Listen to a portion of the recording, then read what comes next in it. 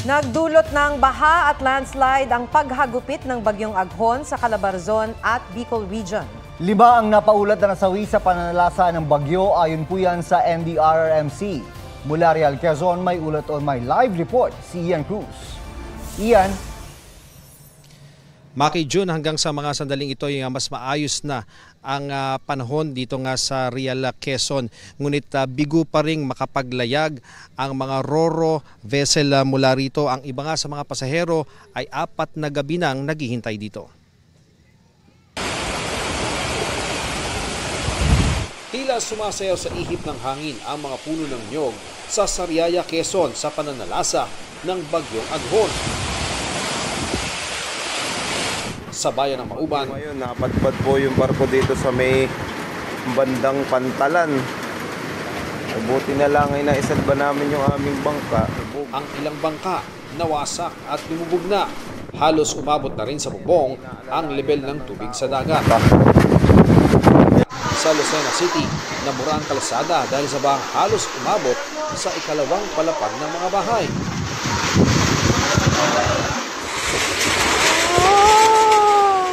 Sa Pagbilao, Quezon, winagayway ng malakas sa hangin ng isang gate.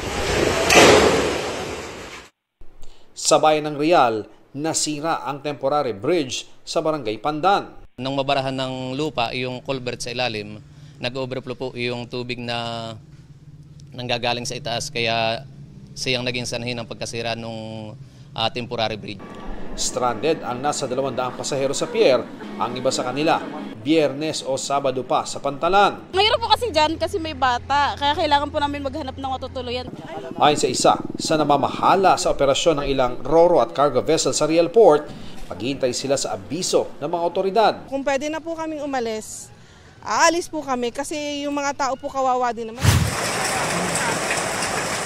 Rumagasa naman sa kalsada ang bahang may kasamang putik at bato sa barangay Cagbulakaw sa Bakakay, Albay.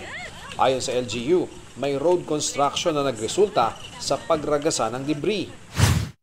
Ang hiling na patubig ng mga magsasaka sa San Juan, Batangas, tila nasobrahan naman matapos malubog sa baha ang kanilang palayan. Sana ay maigahan ng tubig at ng sumaguli ang palay.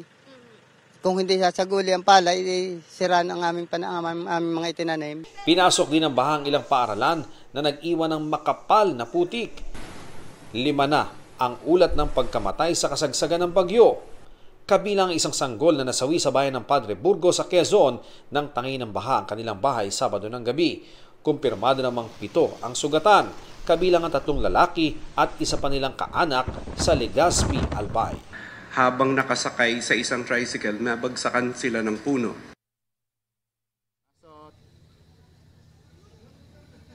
Maki Jun, hanggang sa mga sandaling ito ay umaasa nga yung mga pasahero na hanggang bukas ng umaga ay magkakaroon na ng linaw kung papayagan na bang maglayag yung kanilang Roro vessel patungo ng Polillo Island. Balik sa inyo, Maki at Jun. Maraming salamat, Ian Cruz. Nagpabaha at nagdulot din ng mga pagguho ng lupa ang bagyong Aghon sa iba pang lugar sa Luzon. May report si Jasmine Gabriel Galban ng GMA Regional TV 1 North Central Luzon.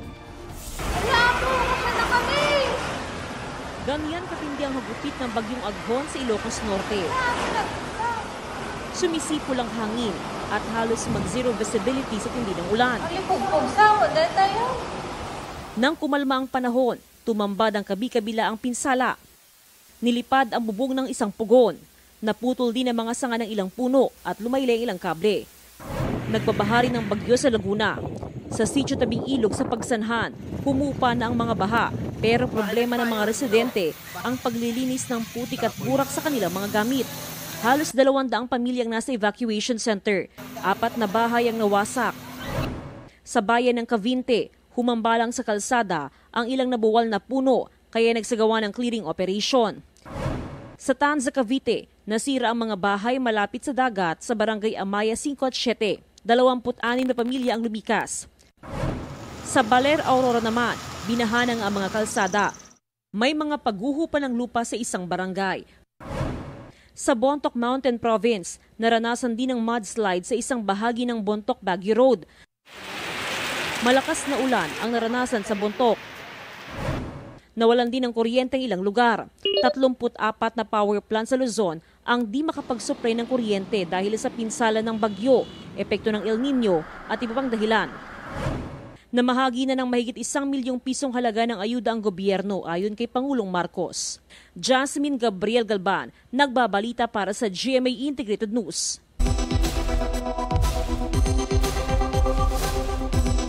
Kabi-kabilang pinsala at pagbaha ang iniwan ng bagyong Aghon. Narito po ang tip talk para manatiling ligtas pagkatapos ng bagyo.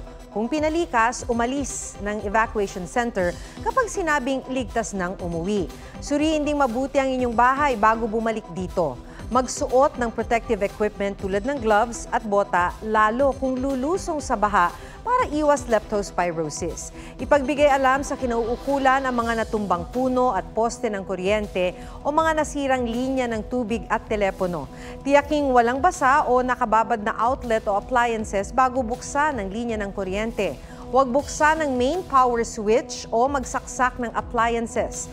Tiyaking malinis ang pagkain at inuming tubig at itapon ang naipong tubig sa mga lata at gulong para hindi pamahayan ng lamok.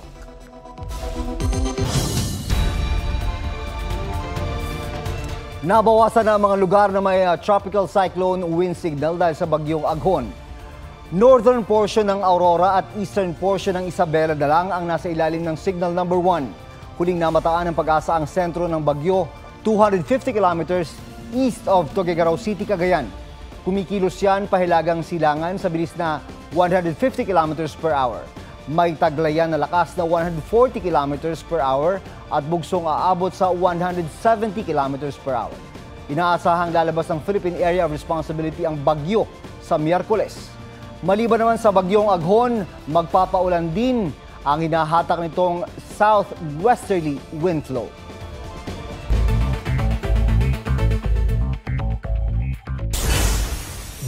Isang pamilya inilikas matapos bumigay ang bahagi ng kalsada malapit sa City Hall ng Valenzuela City dulot ng malakas na pag-uulan.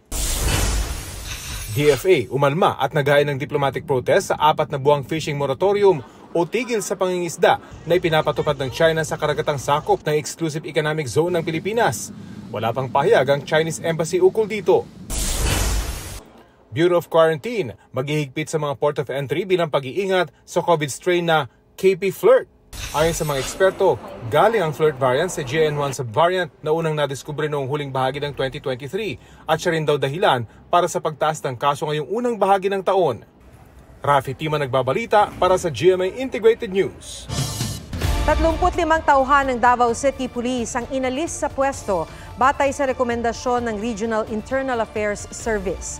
Paliwanag ng Police Regional Office 11, bahagi ito ng investigasyon kaugnay ng buy-bust operation kung saan 7 ang nasawi. Nauna nang na-relieve si Davao City Police Director Richard Badang. Kinundina ni Mayor Baste Duterte ang paglipat sa pwesto. Tinawag din niya itong pang-aabuso ng kapangyarihan ng mga nakatataas. Hindi rin daw makatarungan at wala itong basehan dahil naayon daw sa batas ang buy-bust operation ng pulisya base sa nakalap na ebidensya. Ipinunto rin ng alkalde na alinsunod sa batas, ang city at municipal mayor ang may operational supervision at control sa PNP units sa kanilang nasasakupan. Nananawagan siya na ibalik ang mga opisyal. Sabi ng PNP, ibabalik naman sa pwesto ang mga inalis kung mapatutunayang wala silang nilabag na protocol.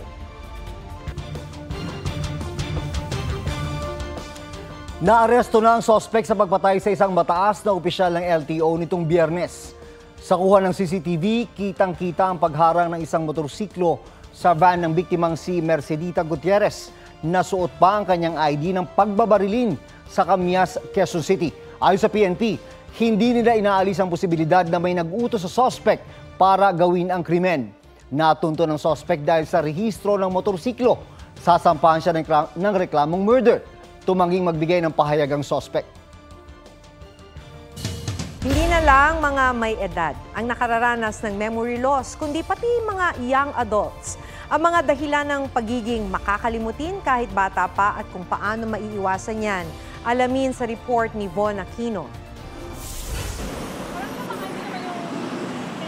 Si Gabriel, third-year college student pa lang pero aminadong kung minsan nakakalimutan na ang utos ng magulang. Kunyari po, pag nagme-memorize po ako, inuutosan po ako ng magulang ko.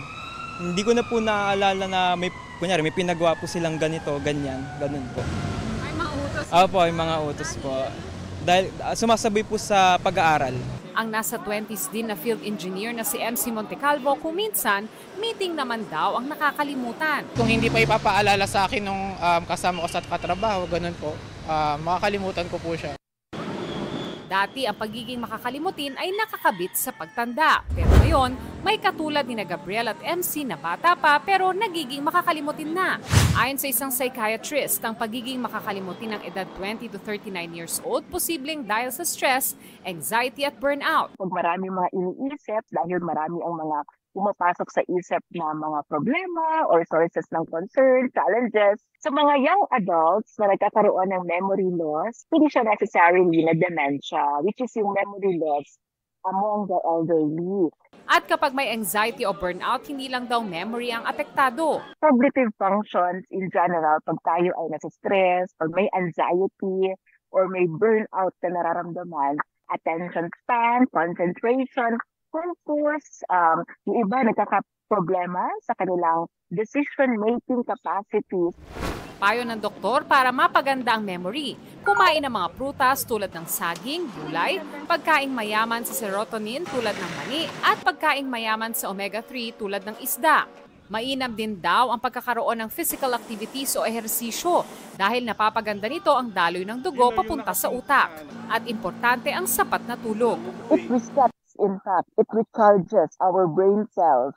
At pag tayo ay nare-recharge, mas gumaganda ang memory, mood, concentration, focus. Pero kung persistent o tuloy-tuloy ang memory loss, mainam daw na kumonsulta na sa doktor. Von Aquino nagbabalita para sa GMA Integrated News.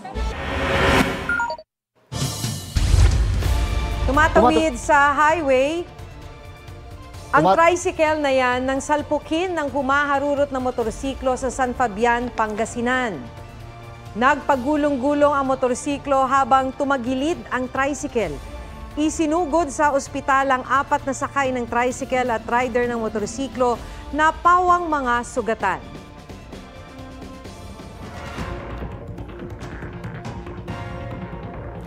Nasa 2,000 ang nalibing ng buhay sa landslide sa Papua New Guinea. Nangyari ang landslide noong Biyernes kung kailan natutulog ang mga residente.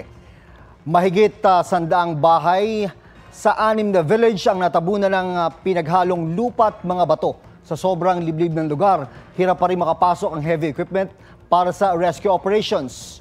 Kamay, pala at mga stick pa rin ang gamit ng ilang residenteng hinuhukay ang kanilang mga kaanak. Ang mga rescuer naman, naririnig pa raw ang sigaw ng ilang nasa ilalim ng lupa. Ayon sa United Nations, pinangangambahang mahigit 600 ang nasawi. 5 bangkay pa lang ang nare-recover. Inaalam pa ang sanhi ng landslide.